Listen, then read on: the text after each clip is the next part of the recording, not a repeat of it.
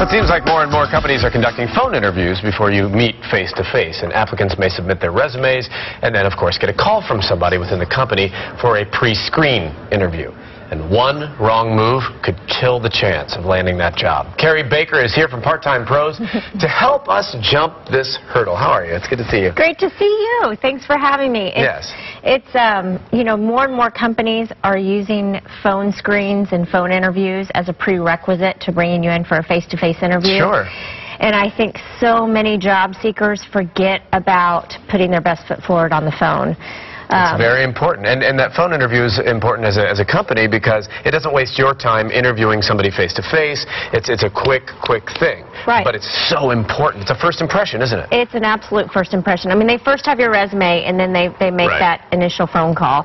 And so give me a no-no. Well, first is answering the phone unprofessionally. You know, any sort of who's this, what. We had an example a couple weeks ago where someone just says, "Who's this?" I actually had another individual that it was about 10:30, and I called, and she answered the phone, and she said, "Can I call you back? I just woke up." And despite the fact that she may have been working all night, it's that first impression. It's that thought in my mind. It's 10:30 in the morning. Why are you just now waking up? Right. Or why are you still sleeping? And don't you want to know who it is and find out what it's all about? Yes. Because you may want to put your best foot forward. Yes. Always answer the phone professionally. Yes.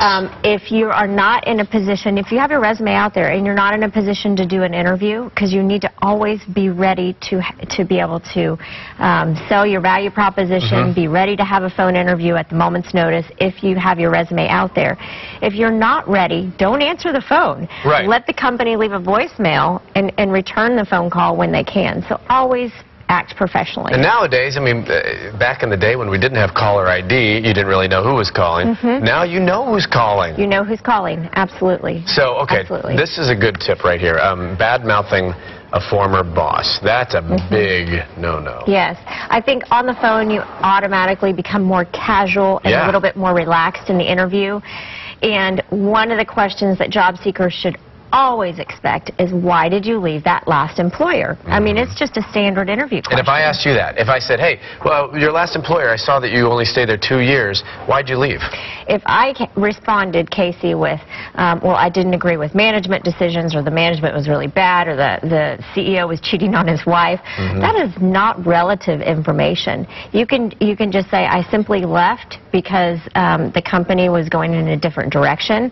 I can expound on that in a face-to-face interview, but don't badmouth a supervisor. Don't act unprofessionally by divulging information that is simply not professional, divulging financial information, personal information, etc. Yeah, what's appropriate. And this is one thing that I fall into, because I do feel more casual on the phone, and I want to come off like, hey, I'm a nice guy, you want to hire me. I get long-winded.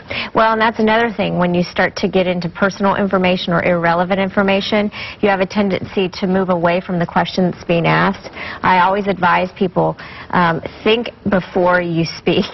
Think about the question that is being asked to you, come up with an answer it, and stop talking. You have at times people that oversell the sell, or they sell past the sell, and it can be very frustrating for the individual doing the interview because they want to get certain answers answered. Right. So, I know a friend that as they're being asked the question, they jot it down real fast so they can see what they're talking about. It's a great best practice. And interrupting, this is really good. It's something that I do on a daily basis, is try not to interrupt the interviewer, or interrupt the person I'm talking to. That's a big no-no. It is, and so many times people don't think about it because they're excited. Yeah. Hey, I got a call from a company, and they're maybe going to interview me, and you want a job, and so that excitement takes over, and it can be perceived as rude. It can be frustrating for the individual on the other end of the line who's trying to get through a standard list of questions. They may not be the hiring manager. They may be someone who's been assigned to ask certain questions and get answers, and so they have a job to do as well. If you interrupt them, it's a lack of respect. So. You know, whether it's keeping your hand over your mouth or doing or whatever you need to do, something to wait. Thank you, Carey. For more information.